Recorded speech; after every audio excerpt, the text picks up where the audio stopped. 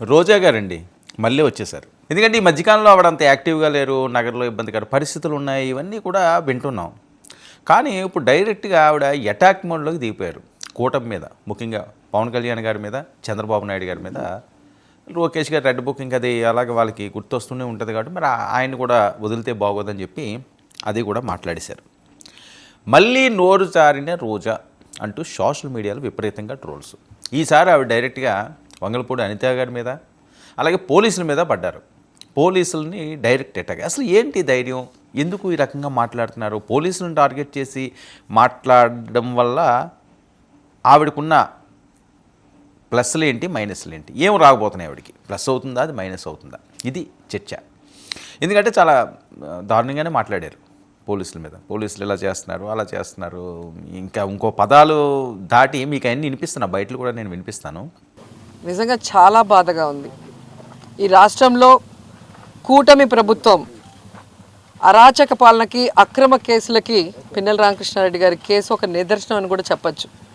ఎందుకంటే స్పష్టంగా తెలుగుదేశం వాళ్ళని పొడిచి చంపుకున్నారు అని చెప్పి సాక్షాత్తు ఎస్పీ శ్రీనివాస్ గారే చెప్పడం జరిగింది. మీరందరూ కూడా విన్నారు, చూశారు.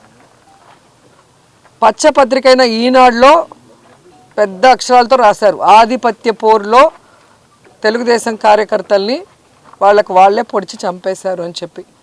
ఇంత క్లియర్ కట్గా ఒకే పార్టీలో వాళ్ళకి వాళ్ళు కొట్టుకొని చచ్చి వాళ్ళే పొడుచుకుంటే సంబంధం లేని మా నాయకుడిని ఈరోజు పిన్నెల రామకృష్ణారెడ్డి గారిని, వాళ్ళ బ్రదర్ని అరెస్ట్ చేసి వేధించడం ఎంత దురదృష్టకరం ఒకసారి చూడండి. ఎందుకంటే చంద్రబాబు నాయుడు కూటమి ప్రభుత్వం అధికారంలోకి వచ్చిన రోజు నుంచి పిన్నెల రామకృష్ణ గారి కుటుంబం మీద ఏ విధంగా కక్ష సాధిస్తున్నారో మనం అందరం చూస్తున్నాం. 16 నెలల్లో 16 కేసులు పైగా వేసి ఎలా వేధిస్తున్నారో కూడా మనం కళ్ళారా చూసాం. అసలు తెలుగుదేశం వాళ్ళు రిగ్గింగ్ చేసుకుంటుంటే ఆ రిగ్గింగ్ ఆపిన కారణాన్ని చూపించి అది కూడా ఒక కేసు పెట్టి గతంలో కూడా దాదాపుగా 52 నుంచి 54 రోజులు లోపల పెట్టడం మనం గమనించాం. కూటమి ప్రభుత్వం పోలీస్ శాఖపై తీవ్ర విమర్శలు. పోలీసులు నీళ్లు లేని బావి చూసుకుని అందులో దూకండి, మీరెందుకు పనికి మాలినోళ్ళు అని చెప్పి మాట్లాడారు. సరే, ఏమైనా తప్పు జరిగినా లేకపోతే వేరే రకంగా జరిగినా దాని మీద మాట్లాడడంలో తప్పు లేదు, దాని మీద ప్రశ్నించడంలో తప్పు లేదు. ఎవరో చావాలని కోరుకోవడం ఏంటి, ఆళ్ళిల్లి నూతుల్లో దూకి చావడం ఏంటి? సో ఇవన్నీ కూడా చాలా తీవ్రంగా ఖండిస్తున్నారు సమాజంలోని. ఎందుకంటే ఏ మంత్రి స్థాయి వ్యక్తులేనండి ఎవరు కూడా ఈ రకంగా మాట్లాడకూడదు పబ్లిక్లోని. ఆవిడ మంచి హీరోయిన్, మంచి రాజకీయ నాయకురాలు, సక్సెస్ఫుల్ ఉమెన్. సో వాళ్ళ నోటంట విధానపరంగా నేను చాలాసార్లు చెప్పిన సందర్భంలో విధానపరంగా ఏదైనా మాట్లాడండి. ఎవరో సావాలి, ఎవరో ఉండాలి, ఆడెక్కడికి పోయాడు, ఈడెక్కడికి పోయాడు, వీళ్ళు కత్తులు తెచ్చుకున్నారు, నాశనం చేసేసారు, రాష్ట్రాన్ని సర్వనాశనం చేసేసారు. విదేశాల్లో అయితే లోపల ఎత్తి పడేస్తారు.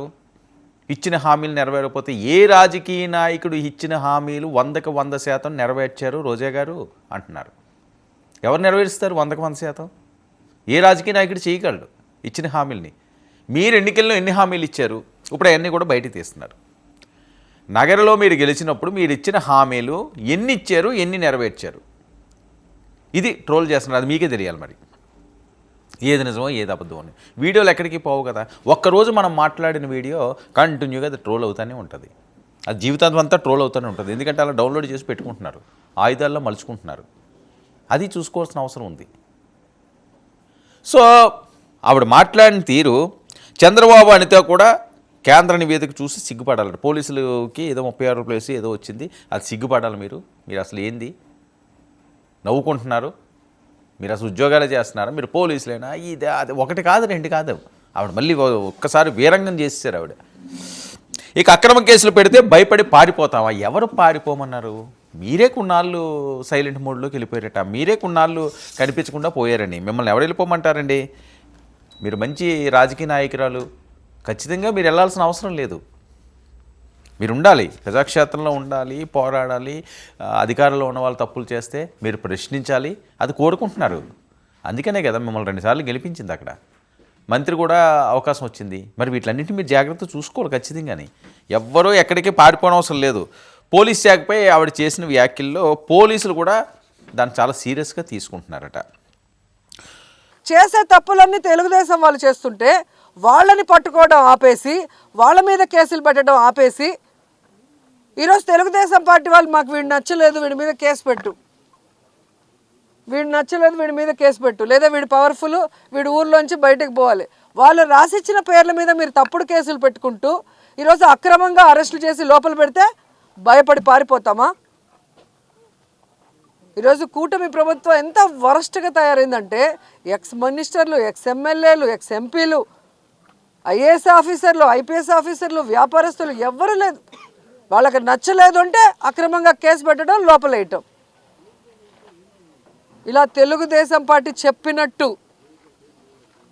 ఈరోజు చేస్తున్నారు కాబట్టి పోలీస్ వ్యవస్థ ఎంత దిగజారిపోయిందో మొన్న కేంద్రం ఇచ్చిన ర్యాంకింగ్లో మీరే చూశారు, 36th ప్లేస్కి వచ్చింది. ఇక పవన్పై కూడా విమర్శలు. ఇంకా బాగోదు కదా మరి, చంద్రబాబు నాయుడు గారిని అనేసి పవన్ కళ్యాణ్ గారిని అడగకపోతే ఆవిడకి ఫుల్ మీల్స్ తిన్నట్టుగా ఉండదు. అందుకని పవన్ కళ్యాణ్ గారి మీద స్టార్ట్ చేశారు. ఎక్కడికి పోయావు, ఎక్కడ దాక్కున్నావు? పవన్ కళ్యాణ్ గారు ఎక్కడ దాక్కుంటారు? ఉదయం లేచిందే నుంచి కనిపిస్తూనే ఉంటున్నారు కదా. మొన్నే కదా కొండగొట్టుకు వెళ్ళేసి వచ్చారు, చూసే ఉంటారు కదా మీరు వీడియోలు. రివ్యూలు నిర్వహిస్తున్నారు. అటవీ శాఖకు సంబంధించి ఈరోజు ఏదో రివ్యూలు నిర్వహించారు. ప్రతిరోజు ఆయన మీడియా దగ్గరే ఉంటున్నారు. ఇప్పుడు వాళ్ళు రోజా, ఇప్పుడు నేను అనేది ఏంటంటే ఇంతకుముందు కూడా చాలాసార్లు చాలా సందర్భాల్లో చెప్పిన మాటలు, ఈ మాట్లాడిన మాటలన్నీ కూడా జగన్మోహన్ రెడ్డి గారికి హిట్ అవుతున్నాయి. ఇప్పుడు ఆవిడ ఏమంటున్నారు, ఎక్కడికి పోయాడు, కనిపించట్లేదు, కనిపించకుండా పోయాడు, ఎక్కడికి పోయాడు పవన్ కళ్యాణ్ అంటున్నారు. అసలు జగన్మోహన్ రెడ్డి ఎక్కడ ఉన్నాడు అని వాళ్ళు అంటారు. అది ఎక్కడికి వెళ్ళి ఎక్కువ పెడుతుంది, ఇంతకాలం నువ్వు ఎక్కడికి పోయావు రోజా అని అంటారు. మొన్న ఎప్పుడో తిరుపతిలో దర్శనాన్ని టైప్ పెంచి మామూలు ఇప్పుడు ఎక్కడ కనిపిస్తున్నారు అని చెప్పి వాళ్ళు మాట్లాడే పరిస్థితి. సో ఇది ఎక్కడితో ఆగదు, ఇది ఆగే పరిస్థితి కాదు. ఎన్నికలు టైంలోని ఇదే పరిస్థితి. ఎన్నికలు అయిపోయి రిజల్ట్స్ వచ్చిన మొదటి రోజు నుంచి మొదలు పెడుతున్నారు. ఇది ఇప్పుడు ఇంకా కొద్దిగా శృతి మించిపోతున్నది అని. అధికారంలో ఉన్న రోజా తీరు ఎక్కడా మారట్లేదు అంటూ నెటిజనల్ ట్రోల్స్. రోజా కామెంట్స్పై టీడీపీ జనసేన నేతలు సీరియస్. వంశీగతే రోజాకి అంటూ ట్రోల్స్ ఇదిగో మళ్ళీ మొదలుపెట్టారు. మీరు ఒక్క మాట అంటే దాన్ని 100 మాటలు చేసే పరిస్థితి వచ్చేసింది. ఎవరు మాట్లాడినా సరే సమాజంలోని ఎవరినో ఒకరిని కంపేర్ చేస్తారు. మళ్ళీ ఇదిగో వంశీకి చూసావో ఎలాగైందో నీకు కూడా అలాగే అవుతుందని చెప్పి ఆల్రెడీ మొదలుపెట్టారు. ఎందుకంటే ఆడదాం అది కేసు ఉందో లేదో, అది తప్పు జరిగిందో లేదో అది ప్రభుత్వమే చూడాలి. దానికి ఏదో ప్రత్యేకంగా దాని మీద సిఐడికో వీళ్ళకో వాళ్ళకో ఏదో ఇస్తున్నారంటున్నారు, వాళ్ళు ఏదో రిపోర్ట్లు ఇస్తున్నారన్నారు. సో అరెస్ట్ భయంతో ఈ రకంగా జనాల్లో ఉండాలి, నేను ఇలా మాట్లాడాను కాబట్టి నన్ను అరెస్ట్ చేస్తున్నారు అనే పథకం ఏమన్నా ప్లాన్ చేశారు ఆవిడ అని చెప్పి ఇదో రకం ఇంటర్వ్యూ. అంటే ఒక మాటకి 100 రకాలుగా తీసుకుంటారు సమాజంలోని. ఎవరో ఎవరిని పర్సనల్గా టార్గెట్లు అవసరం లేదండి. విధానపరంగా మాట్లాడండి, తప్పులు ఉంటే ఎండగట్టండి. అది చంద్రబాబు నాయుడు గారిని అవనియండి, రోజా గారిని అవనియండి, ఇంకొకరిని అవనియండి, లేదా అనిత గారిని అవనియండి, పవన్ కళ్యాణ్ గారిని అవనియండి. ఎవరినన్నా సరే తప్పు లేదు, తప్పు జరుగుతుంది, అన్యాయం జరుగుతుంది రాష్ట్రానికి అంటే మీరు నిలబడాల్సింది ప్రజల పక్షాన. మీ పక్షాలు మీరు నిలబడే పరిస్థితి రాజకీయ నాయకులకి ఏంటో, వాళ్ళ కవర్ చేసుకోవడానికి, వాళ్ళ సేఫ్గా చూసుకోవడానికి బయటకు వస్తున్నారో బయటకు మాట్లాడతారా అని. ఏ తప్పు మాట్లాడడంలో కూడా చాలా రకాలు ఉంటాయి, మాట్లాడొచ్చు. ఏం మాట్లాడాలి, అక్కడ ఏ తప్పు జరిగిందో దాన్ని ఇదిగో ఈ తప్పు జరిగింది, ఇదిగో శ్వేతపత్రం, లేకపోతే ఇదిగో షీట్, ఇదిగో దీనికి ఇది ఉంది, ఇది చేయండి అని కళ్ళ ముందు చూపించాలి, లేకపోతే చెప్పాలి ఆ డేటాతో సహాని. అది కాకుండా పర్సనల్గా అటాకులు చేసి పర్సనల్గా మీదన పడతాం, పర్సనల్గా అంటాము అంటే ఊరుకునే పరిస్థితి ఉంటుందా? వాళ్ళు ప్రతిపక్షంలో ఉన్నప్పుడే ఊరుకోలేదు. ఇక ఏవో కత్తుల టాపిక్లు, చంద్రబాబు కత్తులు ఇస్తున్నారు, లేదా చంద్రబాబు నాయుడు గారు కత్తులు ఇస్తున్నారు. ఇంకా ఆవిడ ఎంత దూరం వెళ్ళిపోవాలన్నా వెళ్ళిపోతుంది కదా, ఇంకా ఆవిడ బ్రేకులు ఉండవు కదా మాటలు మొదలు పెడతాని. నీకు తరిమి కొడతారట. పవన్ కళ్యాణ్ ఎక్కడ దాకున్నావు, ప్రజలు రివర్స్ అయిపోయారట.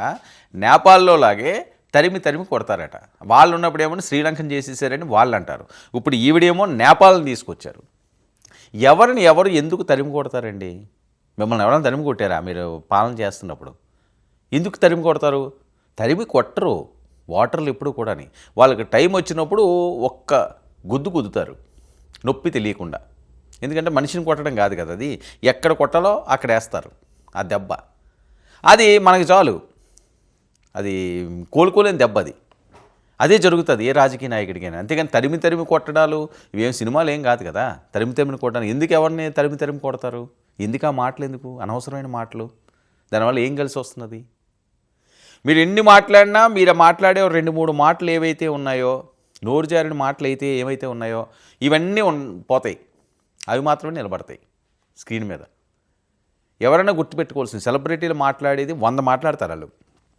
ఒక్క మాట తప్పు దొర్లింది అంటే ఆ తప్పునే ఎత్తి చూపిస్తారు. ఇది మీకు తెలియంది ఏం కాదు, అన్నీ మీకు తెలిసే, తెలియకుండా ఏమీ జరగట్లేదు. కానీ ఈ రకంగా లోపల ఎత్తి పడేస్తారు. నూతిలో దూకి చావండి, నీళ్లు లేని నూతిలోకి దూకి చావాలట. ప్రతి ఒక్కరూ మాట్లాడితే పోలీసుల మీద ఎందుకు పడతారు? అసలు పోలీసులు లేకపోతే మీరు రోడ్డు మీదకి రాగలరా? ఒకసారి ఆలోచించుకోండి. పోలీస్ అన్నవాడు లేకపోతే, మీకు అండగా లేకపోతే, మీకు అడ్డంగా నిలబడకపోతే రోడ్డు ఎక్కే పరిస్థితి ఉంటుందా? రోడ్డు ఎక్కగలరా? తెలుసు, మీకు అన్నీ తెలుసు. అంటే ఎవరి మీదో అక్కసి ఎవరి మీదో తీర్చుకోవాలి. ఒకవేళ డైరెక్ట్గా వాళ్ళని ఏమన్నా అంటే వాళ్ళు ఏమన్నా మళ్ళీ ఏమన్నా పెడతారేమో, అనవసరంగా మనం ఇబ్బంది పడతామేమో, మనం అసలే పవర్లో లేం కదా, పవర్ కట్లో ఉన్నాం కదా అని చెప్పి ఎవరు దొరికితే వాళ్ళని, పోలీసు అయితే పోలీసులు, కలెక్టర్లు అయితే కలెక్టర్లు, అంటే అధికారుల మీద పడాలి. వాళ్ళు కాపలా కాసేది మీకే, వీళ్ళకి కాపలా కాసేది వాళ్ళే. మనం కూడా వాడుకున్నాం కదా పోలీసుల్ని, అధికారులని, వీళ్ళని వాళ్ళని. ఎందుకు వాడలేదు? జోళ్ళు కూడా మోయించుకున్నవేవో వైర్లేని చాలా. అవి ఒకటి కాదు, 2 కాదు. సరే ఓకే, అతను ఎవరో అధికారో లేకపోతే ఎంప్లాయో లేకపోతే ఇంకొకరో మీ మీద అభిమానమో, ఆ సందర్భం అంటలేదు. నేను చెప్పేది మన అడుగులకు మడుగులు వచ్చిన వాళ్ళు ఉన్నారు కదా మన హయాంలో కూడాని. ఎందుకు లేరు? మన చుట్టూ లేరా? జరగలేదా అంటున్నాయి సోషల్ మీడియాలో మాట్లాడిన ఇవన్నీ కూడాని. సో మరి ఈ నోరు అదుపులో పెట్టుకునే పరిస్థితి ఎప్పుడు వస్తుంది వీళ్ళకి? ఈ నోరు జారుడుతనం ఏంటి? అసలు ఏం మెసేజ్ ఇద్దాం అనుకుంటున్నారు? ఏం మెసేజ్ ఇస్తున్నారు? దీని పర్యవసానాలు ఏంటి? మరి రోజాని మళ్ళీ ఆవిడ స్టార్ట్ చేశారు కాబట్టి ఈసారి ఊరుకుంటారా? ఎందుకంటే వల్లభనేని వంశీ లోపలికి వెళ్ళాడు, వచ్చాడు, వచ్చిన వెంటనే మళ్ళీ యాక్టివ్ అయ్యాడు, యాక్టివ్ అయిన వెంటనే మళ్ళీ కేసు పడింది. సరే ఓకే, బెయిల్ వచ్చిందో ఇంకోటి వచ్చిందో అది అనేది తర్వాత అంశం. సో కొడాలి నానిది కూడా, అది కూడా కొద్దిగా ఇబ్బందికరంగా ఉంటున్నది అంటున్నారు. ఇంకా నెక్స్ట్ టార్గెట్ రోజా గారి అని ఎప్పటి నుంచో వస్తున్న వాయిస్. మరి ఈ రకంగా నువ్వు ఎక్కడ ఉన్నావు, ఎక్కడికి పారిపోయావు అని సీఎంలనని, ఉప ముఖ్యమంత్రులనని, పోలీసులు సావండి అని చెప్పి వాళ్ళకి శాపనార్థాలు పెట్టి ఇవన్నీ చెప్తుంటే మరి వాళ్ళు ఊరుకుంటారా? మళ్ళీ అనవసరంగా కెలిక్కుని రోజా ఇరుక్కుంది అన్నది టాక్. చూడాలి.